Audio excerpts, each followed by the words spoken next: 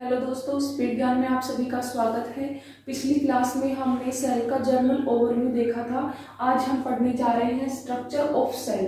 तो जो सेल है वो किन किन चीजों से मिलकर बनी हुई होती है, मेन कंपोनेंट्स क्या क्या है सेल के, तो वो होते हैं cell membrane, nucleus and cytoplasm. मतलब कि जो सेल है वो तीन चीजों की, जो मतलब कोई भी सेल होगी उसके अंदर ये तीनों चीजें नेसेसरी प्रेजेंट होंगी।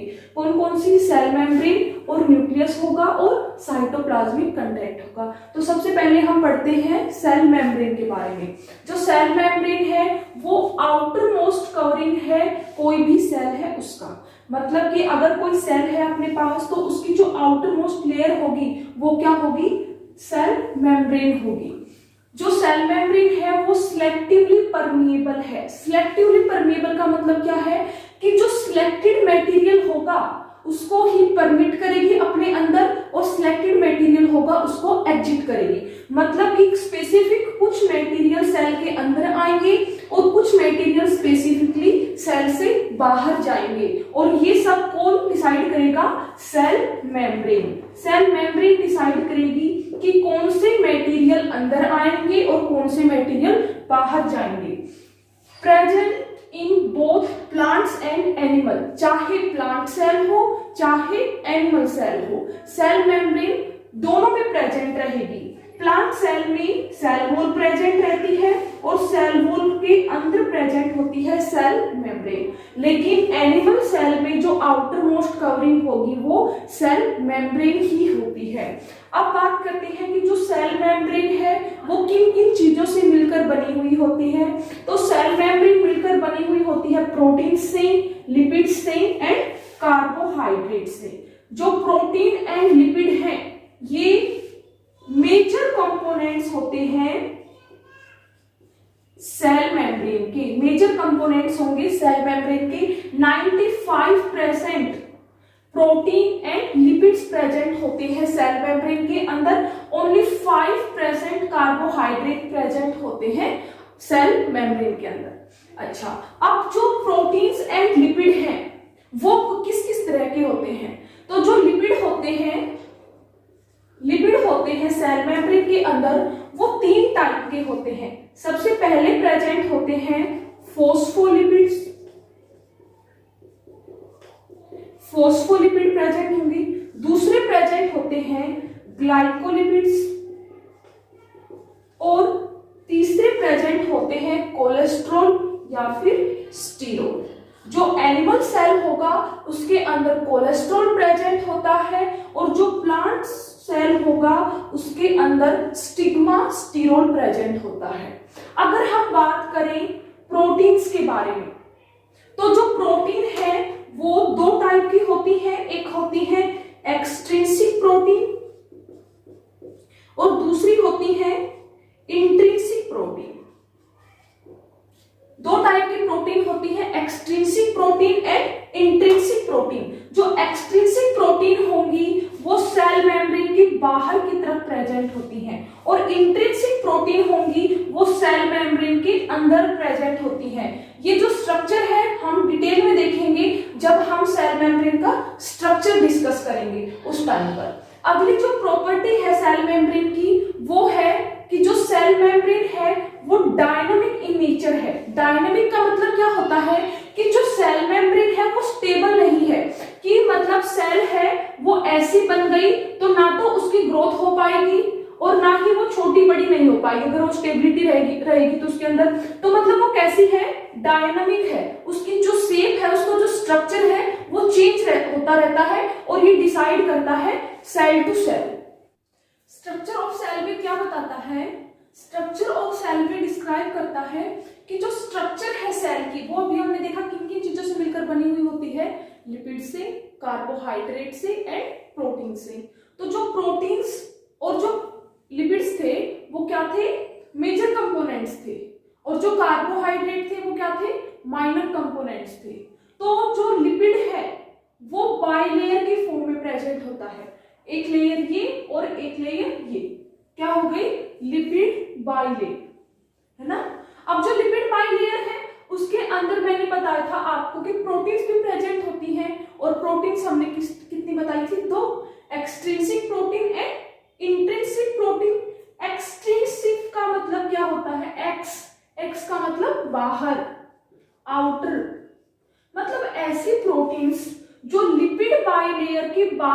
तरफ प्रेजेंट होंगी, है ना, उनको हम क्या बोलेंगे, एक्सट्रिंसिक प्रोटीन।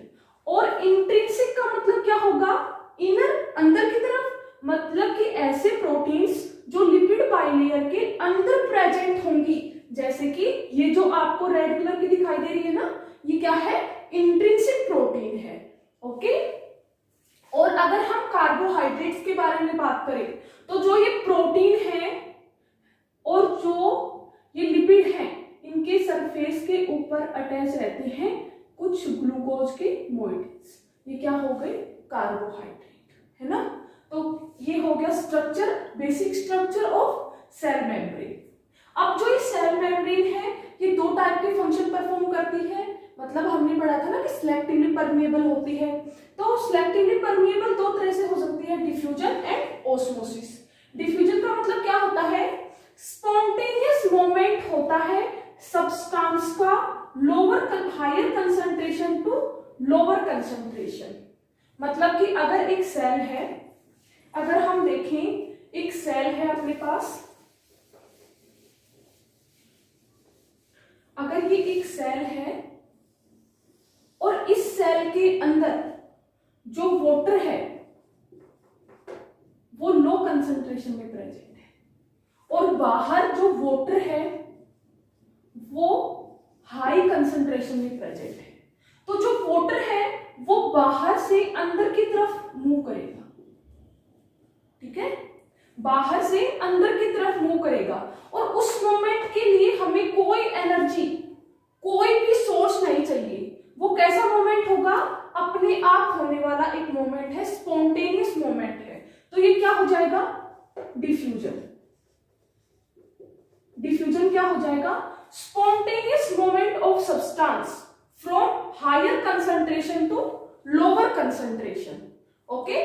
अब देखो इसका एक एग्जांपल और देखते हैं। अपनी बॉडी के अंदर जो ऑक्सीजन का एंड जो CO2 का ट्रांसपोर्ट है भी किसके द्वारा होता है, डिफ्यूजन के द्वारा होता है ना। हम बोलते हैं कि हमने ऑक्सीजन ले लिया, हमारे ब्लड में ऑक्सीजन जा रहा है, बाहर जो CO2 है वो सेल से बाहर निकलता है, वो सब किसके द्वारा होता है, इसी डिफ्यूजन के द्वारा होता है ना। चलो अब बात करते हैं कि जो डिफ्यूजन है वो सबसे ज्यादा किसका होता है, किन मॉलिक्यूल्स का सबसे ज्यादा डिफ्यूजन होता है। तो जो गैसेज होती हैं, गैसेज हैं जिनका डिफ्यूजन सबसे ज्यादा होता है। जैसे कि हम एक रूम में परफ्यूम लगा लेते हैं तो उसकी स्मेल है वो दूसरे रूम तक भी चली जाती है। क्यों, क्योंकि उस रूम में जिसमें हमने परफ्यूम यूज किया है उसमें उसकी स्मेल क्या है, ज्यादा है ना। तो हायर कंसंट्रेशन टू कहां पर फ्लो करेगी, लोअर कंसंट्रेशन की तरफ फ्लो करती है डिफ्यूजन। चलो, और कैसी प्रोसेस है, स्पॉन्टेनियस प्रोसेस है, इसके लिए कोई एनर्जी का यूज नहीं किया जाता। चलो अब बात करते हैं हम ऑस्मोसिस की।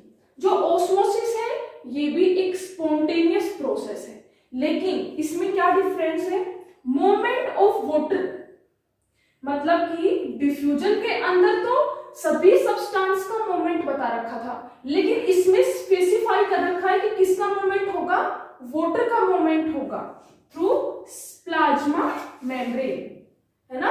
अभी मैंने एग्जांपल दिया था परफ्यूम का, तो परफ्यूम का तो एग्जांपल था ना, उसमें कोई मेम्ब्रेन यूज नहीं हो रही थी, लेकिन ऑस्मोसिस में स्पेसिफाई कर रखा है कि जो वाटर का मूवमेंट होगा वो होगा प्लाज्मा मेम्ब्रेन के थ्रू। और कैसे होगा, ये भी high concentration to lower concentration. Okay, मतलब जो ये वाला कॉन्सेप्ट पढ़ा था ना हमने, ये क्या था, ऑस्मोसिस था, ठीक है। मतलब ऑस्मोसिस एंड डिफ्यूजन, अगर फ्लो हो रहा है सेमी परमिएबल के मेम्ब्रेन के थ्रू तो क्या हो जाएगा, ऑस्मोसिस, और वो भी स्पेसिफिक वाटर का। लेकिन अगर गैसेस का ट्रांसपोर्ट हो रहा है तो वो क्या हो जाएगा अपने पास, डिफ्यूजन। अब जो सेल थी ऑस्मोटिक सेल है, जब हम उसको डिफरेंट डिफरेंट सॉल्यूशंस के अंदर रखेंगे तो वो क्या क्या रिएक्शन देगी हमें, उसकी कैसी कैसी शेप एंड स्ट्रक्चर होगी, उस पर क्या क्या इफेक्ट पड़ते हैं। चलो तो देखते हैं जो सॉल्यूशन है वो कितने टाइप के होते हैं। जो सॉल्यूशन है वो 3 टाइप के होते हैं, हाइपोटोनिक सॉल्यूशन, आइसोटोनिक सॉल्यूशन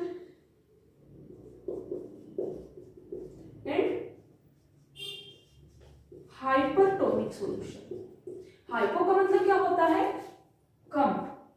मतलब कि ये एक ऐसा सॉल्यूशन होगा जिसके अंदर लोअर कंसंट्रेशन ऑफ सोल्यूट मिलेगा हमें कंपेयर टू अनदर सॉल्यूशन। मतलब कि आपके पास दो सॉल्यूशन है और एक सॉल्यूशन के अंदर आपको लोअर कंसंट्रेशन ऑफ सोल्यूट मिलेगा। चलो डायग्राम के द्वारा समझते हैं।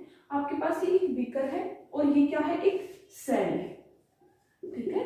अब जो ये बीकर है इसके अंदर वाटर की जो कंसंट्रेशन है, वाटर की जो कंसंट्रेशन है वो क्या है?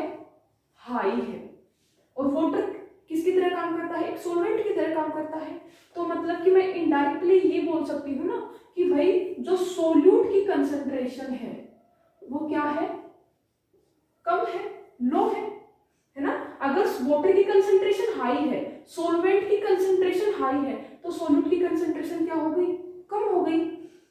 अब ये सेल है, इसके अंदर क्या बोल रहा है कि जो सोल्यूट की कंसंट्रेशन है वो तो ज्यादा है, हाई है, लेकिन जो सॉल्वेंट की कंसंट्रेशन है, जो वाटर की कंसंट्रेशन है वो क्या है?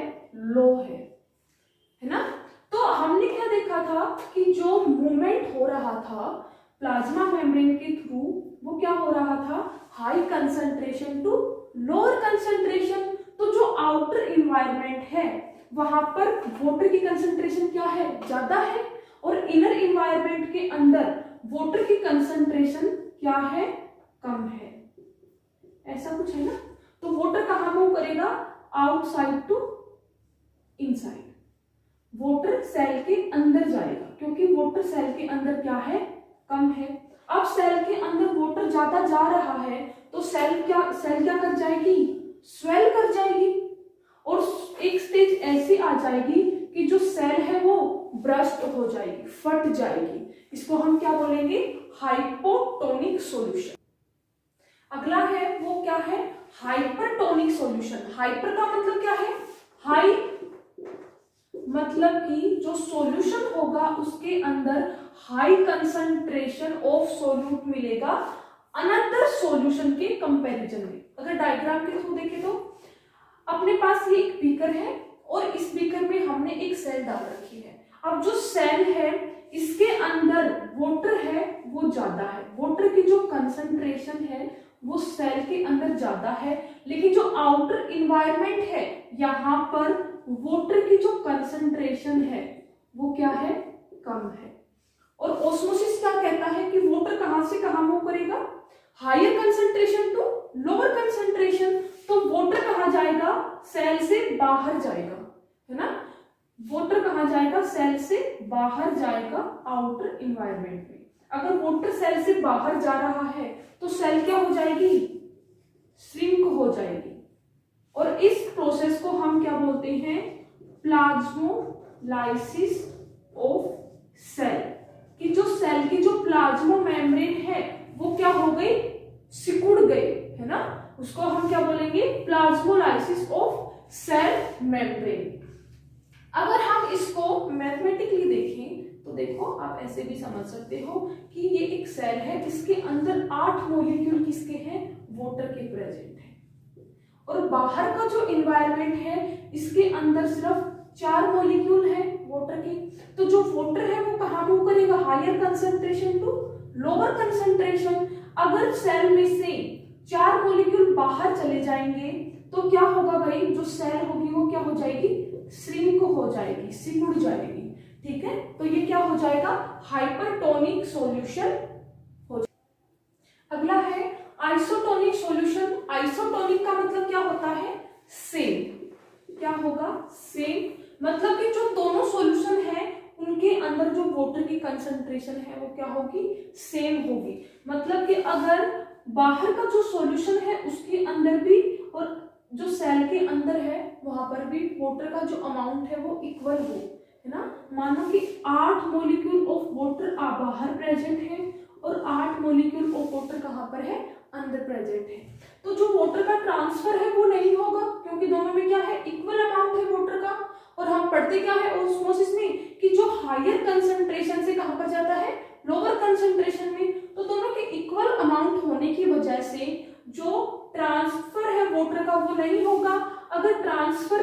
होगा तो क्या सेल की जो स्ट्रक्चर है उसके ऊपर कुछ इम्पैक्ट पड़ेगा? नहीं। तो जो सेल का जो शेप है एंड जो सेल का साइज है वो क्या रहेगा? सेम रहेगा। ये होता है आइसोटोनिक सॉल्यूशन में।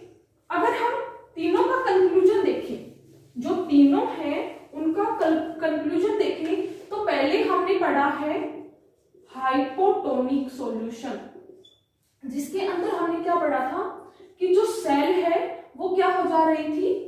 स्वेल हो जा रही थी, है ना। दूसरा हमने क्या पढ़ा है? हाइपरटोनिक सॉल्यूशन, जिसके अंदर क्या हो रहा था? प्लाज्मोलाइसिस हो रही थी। और अगर हम थर्ड देखें तो वो है आइसोटोनिक सॉल्यूशन, जिसके अंदर जो सेल है वो क्या रहेगी? सेम रहेगी, मतलब सेल की स्ट्रक्चर पे कोई इम्पैक्ट नहीं पड़ेगा। अब हमने क्या देखा था? प्लाज्मा मेम्ब्रेन के बारे में। अब देखते हैं हम सेल वॉल के बारे में। तो जो सेल वॉल है वो सिर्फ स्पेसिफिकली प्लांट्स के अंदर प्रेजेंट रहती है। एनिमल सेल्स के अंदर जो सेल वॉल है वो प्रेजेंट नहीं रहती है। ठीक है, देखो इसमें क्या बता रखा है कि ये आउटर मोस्ट कवरिंग है किसकी? प्लांट सेल्स की, है ना। और हमने प्लाज्मा मेम्ब्रेन के बारे में भी तो यही बोला था कि वो क्या है? आउटर मोस्ट कवरिंग है। लेकिन वो आउटर मोस्ट कवरिंग किसके ऊपर है? एनिमल सेल के ऊपर। जैसे कि देखो, अगर ये एक प्लांट सेल है ना, ये एक प्लांट सेल है और इसके अंदर ये है इसका न्यूक्लियस, तो ये हो जाएगी सेल वॉल, है ना। ये हो जाएगी प्लाज्मा मेम्ब्रेन और ये हो जाएगा इसका न्यूक्लियस। तो आउटर मोस्ट कवरिंग क्या हुई? सेल वॉल हुई। लेकिन सेल वॉल के अंदर कौन है? प्लाज्मा मेम्ब्रेन है। क्यों भाई? सेल वॉल को, जो प्लांट है उनको सेल वॉल की रिक्वायरमेंट क्यों पड़ी? क्योंकि जो प्लांट है उनकी हाइट क्या होती है? लॉन्ग होती है, और जितने भी इन्वायरमेंटल स्ट्रेस है सारे उनके ऊपर डायरेक्टली आते हैं। तो उनको कुछ ऐसी स्ट्रक्चर बनानी पड़ी जो क्या है? रिजिड है ना, जो क्या है? रिजिड है, जो उनको स्ट्रेंथ प्रोवाइड कर सकती है, और वो क्या है? सेल वॉल, है ना। तो आगे क्या बता रखा है कि जो सेल वॉल है वो रिजिड है, कठोर है, पोरस है, मतलब उसके अंदर छोटे छोटे पोर प्रेजेंट है, और कैसी है? नॉन लिविंग स्ट्रक्चर है। मतलब कि जो सेल वॉल है वो लिविंग नहीं है, नॉन लिविंग है। जैसे कि हमने फर्स्ट वीडियो में देखा था, मैंने बताया था आपको कि कॉर्क के ऊपर स्टडी की थी, है ना। कॉर्क के ऊपर जब फर्स्ट सेल की स्टडी की थी तो किसकी स्टडी की गई थी? कॉर्क की। तो वो कॉर्क क्या था? सेल वॉल ही था। ठीक है, और आगे बता रखा है कि ये क्या है? रिजिड है, कठोर है, पोरस है। पोरस का मतलब हो गया कि छोटे छोटे पोर है जिनके द्वारा जो मटेरियल है वो inside to outside and outside to inside transfer होता रहता है। ये बनी हुई होती है किससे? सेलुलोज से। अगर आपसे पूछा जाए कि जो सेल वॉल है उसके अंदर सबसे ज्यादा कंटेंट किसका प्रेजेंट रहता है, तो वो होता है सेलुलोज का। ठीक है, और अगर आपसे पूछा जाए कि प्लांट सेल वॉल के अंदर, तो होगा सेलुलोज का। अगर आपसे पूछा जाए कि जो फंगस होता है उसके जो सेल वॉल है वो किससे बना हुआ होता है, तो वो बना हुआ होता है काइटिन से। ठीक है, और अगर आपसे पूछा जाए कि बैक्टीरिया का सेल वॉल किससे बना हुआ होता है, तो वो बना हुआ होता है पेप्टिडोग्लाइकेन से। चलो आगे क्या कह रहा है कि जो सेल वॉल है वो ज्वाइन होती है किससे? मिडिल लैमेला से। मतलब कि अगर देखो दो सेल हैं, ये है सेल नंबर फर्स्ट और ये है सेल नंबर सेकंड। ये दोनों सेल हैं, ये आपस में एक सीमेंटेड मटेरियल से, है ना। एक सीमेंटेड मटेरियल का मतलब क्या है? जैसे दो हमारे ईंट रहते हैं, ब्रिक्स रहते हैं, उनके बीच हम उनको सीमेंट से जोड़ते हैं ना, उसी तरह से दो सेल्स को आपस में जोड़ने के लिए एक जिलेटिनस सब्सटेंस प्रेजेंट होता है। उस सब्सटेंस को हम क्या कहते हैं? Middle lamella. मिडल लैमेला बोलते हैं। ठीक है, ये मिडल लैमेला है, ये क्या करता है? दो सेल को आपस में ज्वाइन करके रखता है। अब बात करते हैं कि जो सेल वॉल है इसका फंक्शन क्या है। भाई ये प्लांट्स के अंदर क्यों प्रेजेंट है? तो सबसे पहला है कि ये क्या करती है? प्लांट की जो सेल है उसको एक स्पेसिफिक शेप प्रोवाइड करती है। क्योंकि सेल वॉल है वो क्या है, कठोर होती है, रिजिड होती है। तो जो सेल वॉल है वो ही बताएगा कि प्लांट की सेल की स्ट्रक्चर कैसी होगी। ठीक है, ये क्या प्रोवाइड करता है, स्ट्रेंथ प्रोवाइड करता है। स्ट्रेंथ कैसे, क्योंकि प्लांट्स की हाइट तो काफी लंबी होती है, तो क्या सेल इतना वजन टॉलरेट कर पाएंगी, नहीं कर सकती। लेकिन सेल वॉल क्या है, रिजिड है, जिसकी वजह से वो उसको क्या प्रोवाइड करती है, स्ट्रेंथ प्रोवाइड करती है। तो अब सेल वॉल के स्ट्रक्चर के बारे में देखते हैं। जो सेल वॉल है उसको हम 3 लेयर्स में डिफरेंशिएट करते हैं, primary cell wall, secondary cell wall and tertiary cell wall. जो प्राइमरी सेल वॉल है वो मिलकर बनी हुई होती है सेलुलोज से एंड हेमीसेलुलोज से। जो सेलुलोज है वो क्या है भाई, कार्बोहाइड्रेट है ना, और जो हेमीसेलुलोज है वो भी क्या है, कार्बोहाइड्रेट है। लेकिन जो सेलुलोज का कंटेंट है प्राइमरी सेल वॉल के अंदर वो ज्यादा होता है एज कंपेयर टू हेमीसेलुलोज। और जो प्राइमरी सेल वॉल होती है वो कैसी होती है, इलास्टिक होती है, इलास्टिक होगी एंड थिन होगी, पतली होगी और इसके अंदर लचीलापन होगा। अगला कहता है secondary cell wall. Secondary cell wall किस किस से मिलकर बनी हुई होती है, हेमीसेलुलोज से, लिग्निन से, शुबेरिन से, क्यूटिन से एंड सेलुलोज से। जो सेकेंडरी सेलुलोज है इसके अंदर जो मेजर कंपोनेंट है वो हेमीसेलुलोज है। उसके अलावा कुछ अमाउंट में lignin, suberin, cutin and cellulose. Cellulose का अमाउंट भी प्राइमरी सेल वॉल के कंपैरिजन में सेकेंडरी सेल वॉल में कम प्रेजेंट होता है। जो सेकेंडरी सेल वॉल होती है वो रिजिड होती है ना, और नॉन इलास्टिक होती है, ठीक होती है ना। अगर प्लांट यंग होगा, प्लांट जब छोटा होता है तो उसमें सिर्फ प्राइमरी सेल वॉल प्रेजेंट होती है। लेकिन जैसे जैसे प्लांट की हाइट बढ़ती हुई जाती है, प्लांट ग्रोथ कर लेता है, सेल्स हैं वो अपना साइज कंप्लीटली अटेन कर लेती है, तो उनमें सेकेंडरी सेल वॉल का डेवलपमेंट होना स्टार्ट हो जाता है। क्योंकि सेकेंडरी सेल वॉल रिजिड होने की वजह से सेल अपना ग्रोथ नहीं कर पाती है। तो जब सेल अपनी कंप्लीट ग्रोथ कर लेती है उसके बाद सेकेंडरी सेल वॉल का डेवलपमेंट होना स्टार्ट होता है। और कुछ प्लांट्स ऐसे भी होते हैं जिनके अंदर टर्शरी सेल वॉल प्रेजेंट होती है। ये टर्शरी जो सेल वॉल है ये सभी प्लांट्स के अंदर प्रेजेंट नहीं होती है, स्पेसिफिकली कुछ ही प्लांट्स के अंदर प्रेजेंट होती है, जैसे कि जिम्नोस्पर्म्स, और ये बनी हुई होती है जाइलिन से।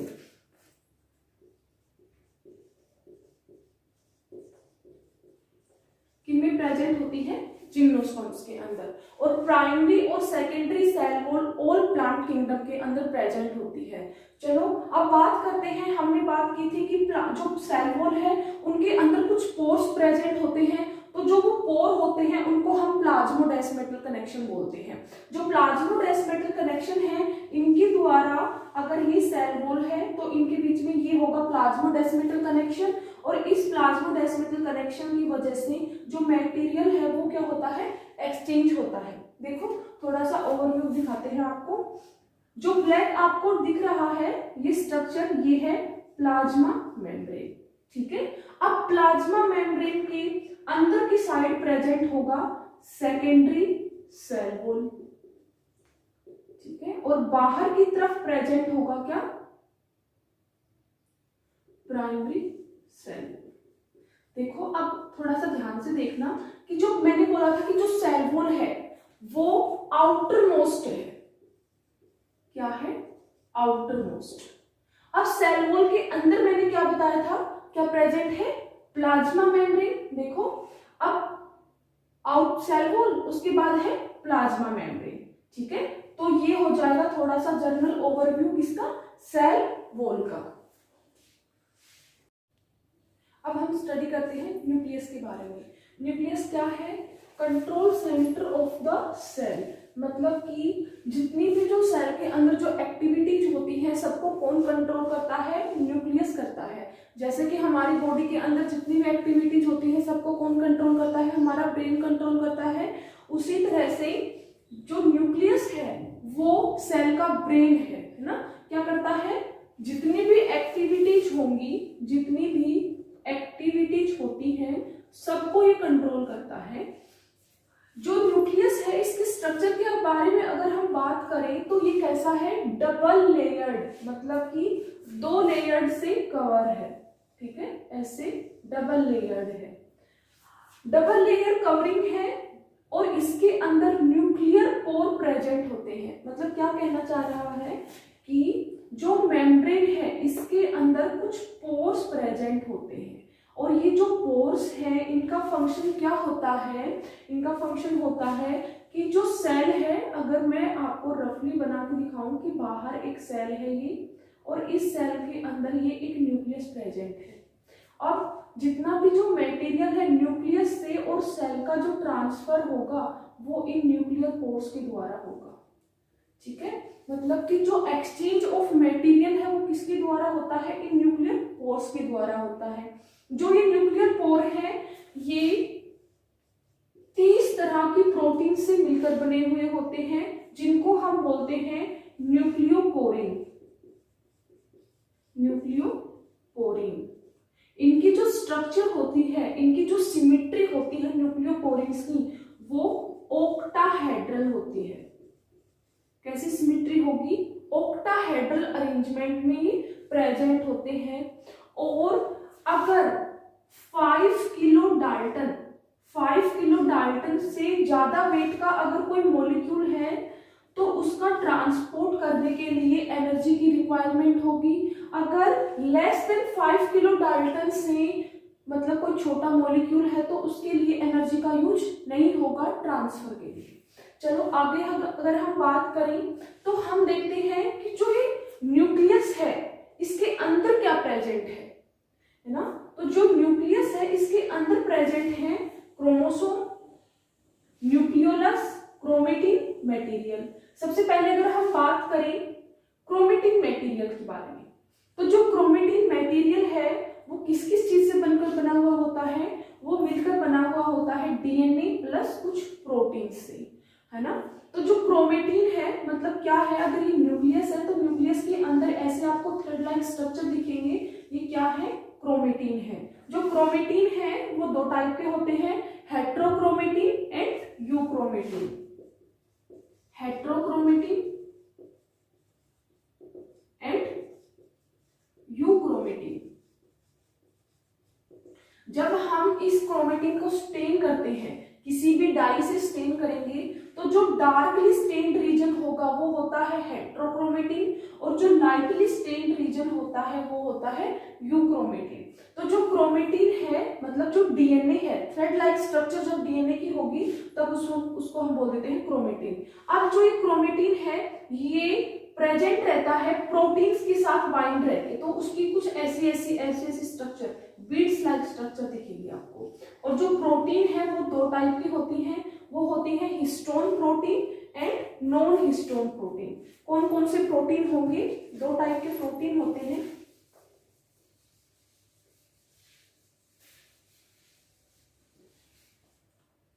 देखो हमने बात की है क्रोमेटिन के बारे में। क्रोमेटिन क्या है, थ्रेड लाइक है डीएनए और उसके साथ साथ क्या प्रेजेंट है, प्रोटीन। अब जो ये प्रोटीन है ये 2 टाइप की होती है, histone protein and non histone protein. अब जो ये नॉन हिस्टोन प्रोटीन है ये क्या है, ये तो भाई एंजाइम्स है। क्या है, एंजाइमेटिक प्रोटीन्स है जो रेप्लिकेशन में, ट्रांसक्रिप्शन में, इन सब में हेल्प करती है।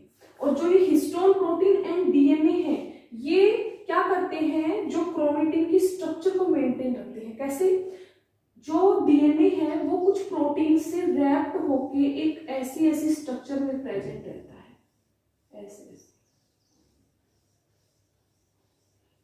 ये बीच में प्रोटीन होगी और इसके चारों ओर क्या होगा, डीएनए रैप्ड है इस फॉर्म में, बीच में प्रोटीन है और इसके चारों ओर डीएनए रैप्ड है।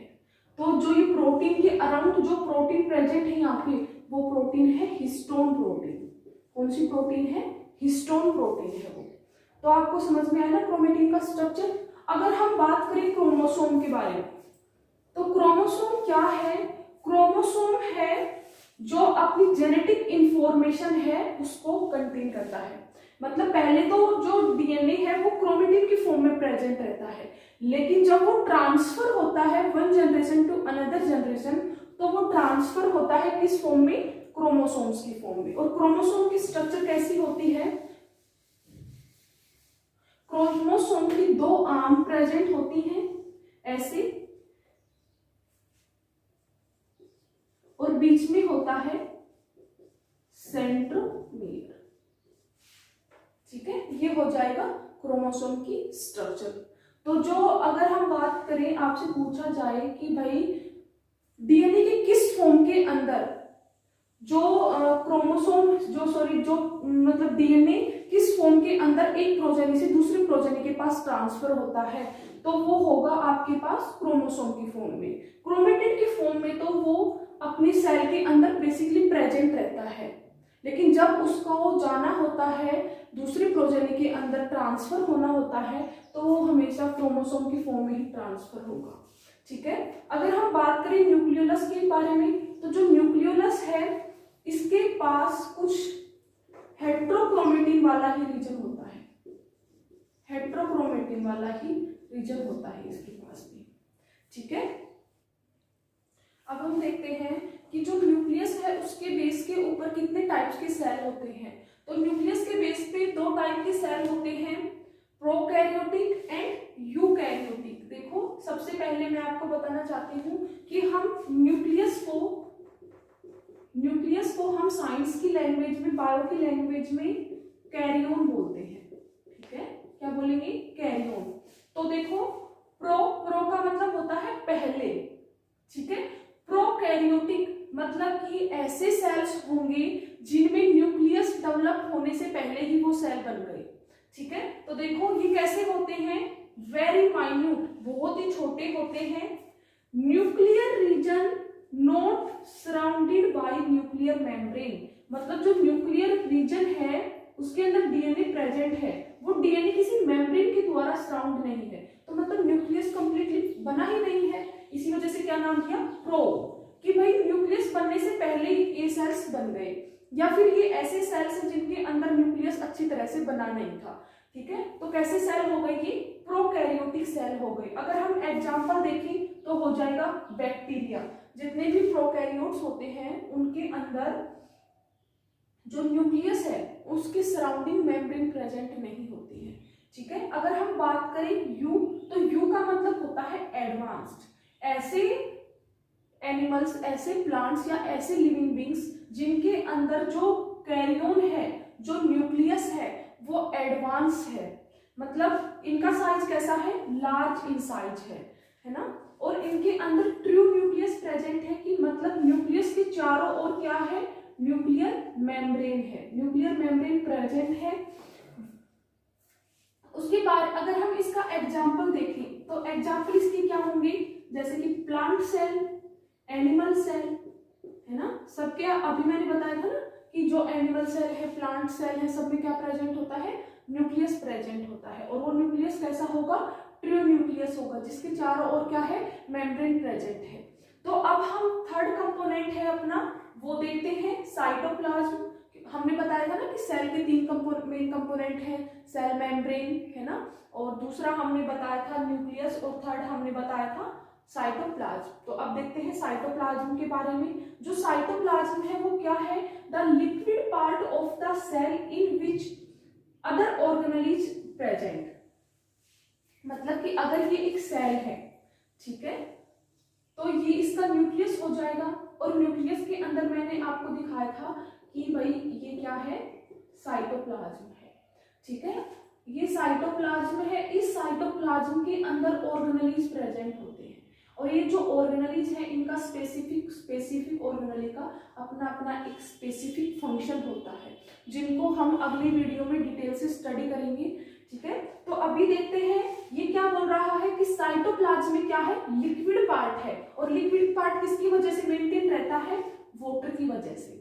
अब बात करें सेल ऑर्गेनेल्स, सेल ऑर्गेनेल्स क्या होंगी भाई, जैसे कि ER, endoplasmic reticulum, Golgi body, है ना, लाइसोसोम, माइटोकॉन्ड्रिया, ये सारे क्या हैं? सेल ऑर्गेनेलीज हैं। और इन सभी सेल ऑर्गेनेलीज का अपना एक स्पेसिफिक फंक्शन है जो कि सेल की हेल्प करता है उसको मेंटेन रखने के लिए। अपनी बॉडी में जितनी भी चीजों की रिक्वायरमेंट होती है वो ये सेल ऑर्गेनेलीज बनाते हैं। जैसे माइटोकॉन्ड्रिया बनाएगा ATP, power house of cell, है ना। ईआर है, ये क्या करेगा? प्रोटीन्स की सिंथेसिस करेगा। अगला बता रखा है साइटोस्केलेटन। साइटोस्केलेटन का मतलब क्या होता है कि जो सेल है इसके अंदर कुछ, भाई स्केलेटन को हम क्या बोलते हैं? ढांचा। कुछ ऐसे स्ट्रक्चर हैं जो इस सेल की शेप को मेंटेन करके रखते हैं। कुछ ऐसे प्रोटीन्स हैं जो इस सेल की शेप को मेंटेन करके रखते हैं, जैसे जिनको हम क्या बोलते हैं? साइटोस्केलेटन। जैसे कि एक्टिन, माइक्रोट्यूब्यूल, माइक्रोफिलामेंट, ये सारे क्या है? Intermediate filament. ये सब किसके अंडर आते हैं? साइटोस्केलेटन के अंदर। और ये सारे क्या काम करते हैं? सेल की स्ट्रक्चर को, शेप को मेंटेन करने का काम करते हैं। ठीक है, अब हम देखते हैं एक सेल का, एक कॉमन सेल का स्ट्रक्चर। तो अभी हमने देखा था प्लाज्मा मेम्ब्रेन के बारे में। तो जो प्लाज्मा मेम्ब्रेन है वो क्या बताया था मैंने कि आउटर मोस्ट कवरिंग है। अब देखो इस सेल के अंदर क्या है? जो प्लाज्मा मेम्ब्रेन है वो क्या है? सबसे आउटर मोस्ट लेयर है ना। आउटर मोस्ट लेयर क्या है? Plasma membrane. अब इस प्लाज्मा मेम्ब्रेन के अंदर ये सारा कंटेंट प्रेजेंट है। और अब हम देखते हैं कि इसके अंदर क्या प्रेजेंट है? साइटोप्लाज्म प्रेजेंट है एंड न्यूक्लियस प्रेजेंट है। तो पहले हम देखते हैं न्यूक्लियस को। न्यूक्लियस के अंदर क्या प्रेजेंट है? कुछ हमें थ्रेड लाइक स्ट्रक्चर दिख रही है, और ये थ्रेड लाइक स्ट्रक्चर क्या है? डीएनए। अब जो थ्रेड लाइक स्ट्रक्चर है इसके मेम्ब्रेन से एक ऑर्गेनेली और ओरिजिनेट हो रही है, जिसको हमने क्या बोला है? ईआर। ईआर क्या है? Endoplasmic reticulum. और यहां पर देखो, यहां पर क्या है? माइटोकॉन्ड्रिया है, कुछ राइबोसोम्स प्रेजेंट है, लाइसोसोम प्रेजेंट है, गोल्गी बॉडी प्रेजेंट है। तो देखो जो राइबोसोम्स है इनका फंक्शन क्या होता है? प्रोटीन की सिंथेसिस में हेल्प करना। किसमें हेल्प करते हैं? प्रोटीन की सिंथेसिस में हेल्प करते हैं। हमारे जो बॉडी है उसमें जो सेल्स प्रेजेंट हैं उनके अंदर जो प्रोटीन्स की सिंथेसिस होती है उनमें हेल्प कौन करता है? राइबोसोम्स करते हैं। माइटोकॉन्ड्रिया क्या करता है? माइटोकॉन्ड्रिया करता है एटीपी की फॉर्मेशन। एटीपी की फॉर्मेशन, इसी वजह से हम इनको क्या कहते हैं? Power house of cell. Lysosome को क्या बोलते हैं? Suicidal bag. क्या बोलेंगे? आत्मघाती थैली, क्योंकि इसके अंदर क्या है? एंजाइम्स हैं। और वो एंजाइम्स ऐसे हैं जिनका फंक्शन क्या होता है? डाइजेशन करना। चाहे लाइसोसोम के अंदर जितने भी एंजाइम है, चाहे उनके कांटेक्ट में कुछ भी आए, सबको क्या कर देते हैं? वो डाइजेस्ट कर देते हैं। चाहे वो सेल्फ कंटेंट आए चाहे नॉन सेल्फ कंटेंट आए, उसको क्या कर देंगे? डाइजेशन कर देंगे। इसी वजह से उसको क्या बोलते हैं? Suicidal bed. चलो, जो गोल्गी बॉडी है, गोल्गी बॉडी क्या करता है? गोल्गी बॉडी करता है जो यहाँ पर जो प्रोटीन्स की सिंथेसिस हुई है उन प्रोटीन्स के अंदर जो मॉडिफिकेशंस आएंगे, जो मॉडिफिकेशंस आते हैं वो कहां पर आते हैं? गोल्गी बॉडी के अंदर आते हैं। ठीक है, और ईआर के अंदर भी उन प्रोटीन्स के अंदर क्या आते हैं? मॉडिफिकेशंस आते हैं, है ना। और डीएनए क्या है हमारा? डीएनए हमारा जेनेटिक मटेरियल है जो हमारे जो वन जनरेशन से अनदर जनरेशन पर क्या होता है? वो ट्रांसफर होता है। मतलब इनहेरिटेबिलिटी को क्या करता है? दर्शाता है कौन? डीएनए। अगर आपको टॉपिक की रिगार्डिंग कोई भी डाउट है तो कमेंट सेक्शन में जरूर मेंशन करें। और अगर आपने अभी तक हमारे चैनल को सब्सक्राइब नहीं किया है तो प्लीज़ सब्सक्राइब करें, लाइक करें, शेयर करें। Thank you.